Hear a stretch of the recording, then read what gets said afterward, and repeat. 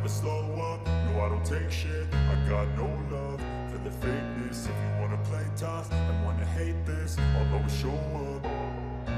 I don't ever slow up, no I don't take shit. I got no love for the fakeness. If you wanna play tough and wanna hate this, I'll always show up and make a statement. I don't ever slow up, no I don't take shit. I got no love for the fakeness. If you wanna play tough and wanna hate this, I'll always show up and make a statement. Everything. Marc Marquez tiba di Thailand, tempat ia memenangkan kejuaraan dunia terakhirnya pada tahun 2019.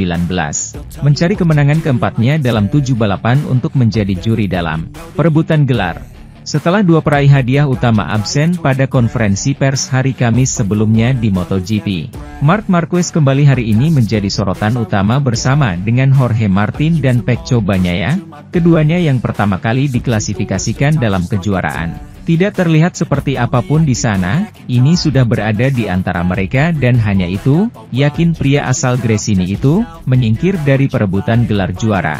Pertarungan yang secara matematis masih ia jalani, tak sia-sia ia tertinggal 79 poin dari pembalap Spanyol dan 59 poin di belakang pembalap Italia itu.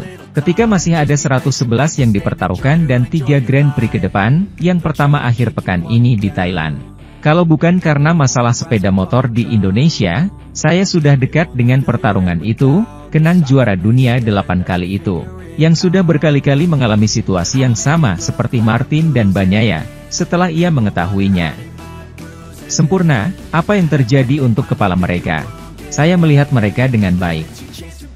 Bagnaia memiliki lebih banyak kerugian daripada Martin tapi saya melihat mereka dengan baik, kata Marc yang ditanya tentang hubungan baik yang dimiliki kedua penantang gelar tersebut.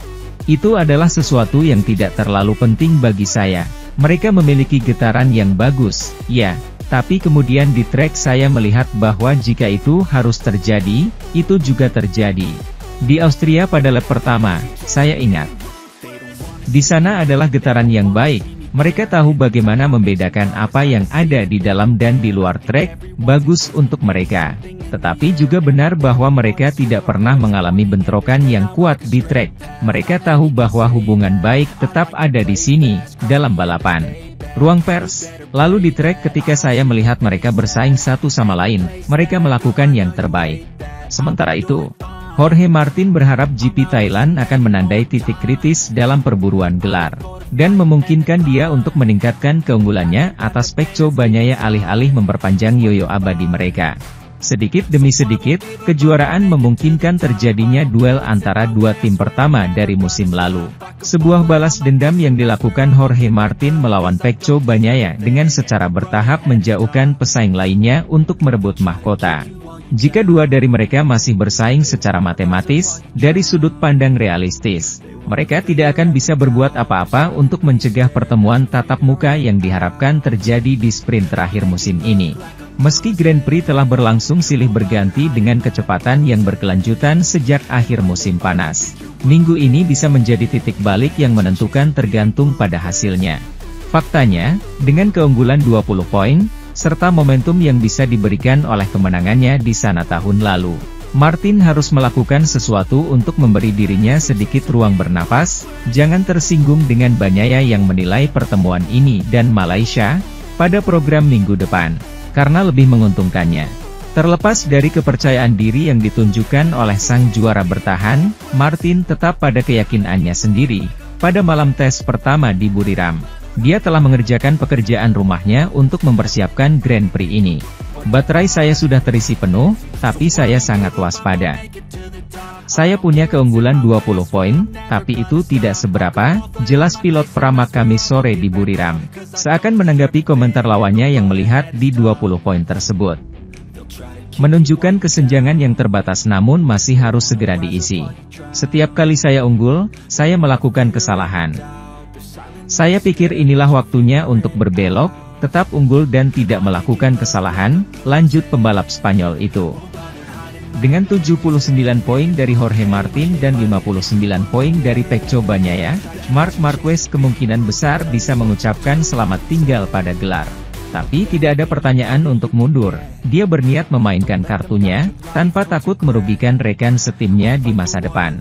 Membangun kesuksesannya di Australia, Marc Marquez menemukan trek lain yang bisa membuktikan dirinya tangguh.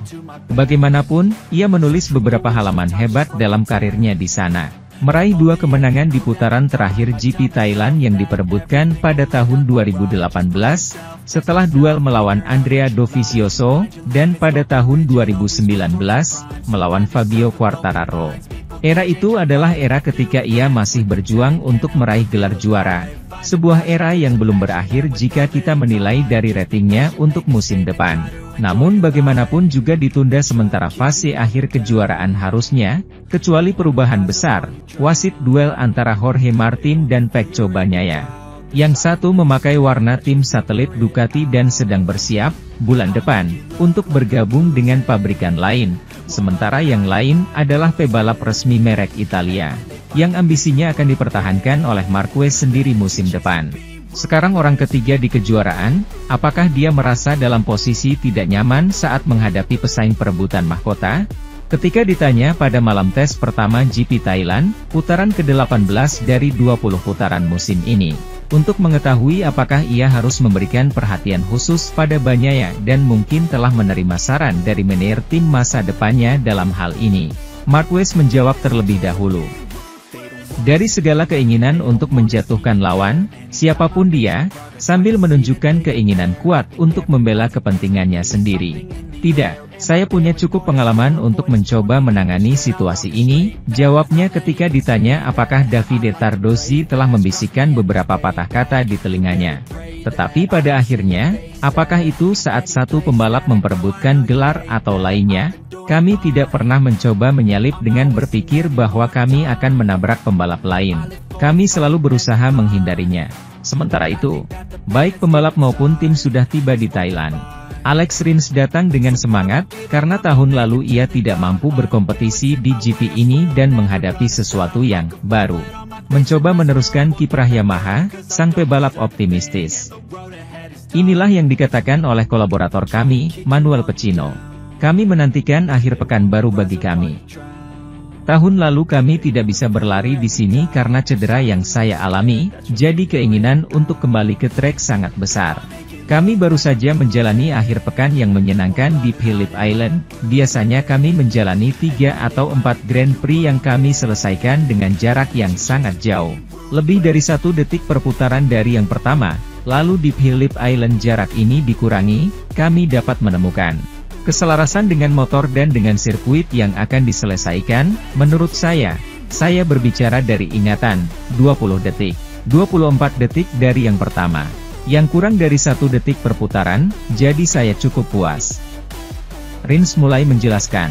Mari kita lihat apakah kita dapat melanjutkan dengan nada yang sama di sini di trek ini. Tampaknya trek dengan pengereman yang cukup kuat, kita akan menderita. Itu tidak akan mudah karena di Jepang kita punya masalah dengan lift belakang, roda belakang. Banyak yang terangkat saat pengereman, jadi mari kita lihat apakah kita mampu membuat rencana yang baik, membuat taruhan yang baik bersama-sama, untuk dapat menghindari hal ini.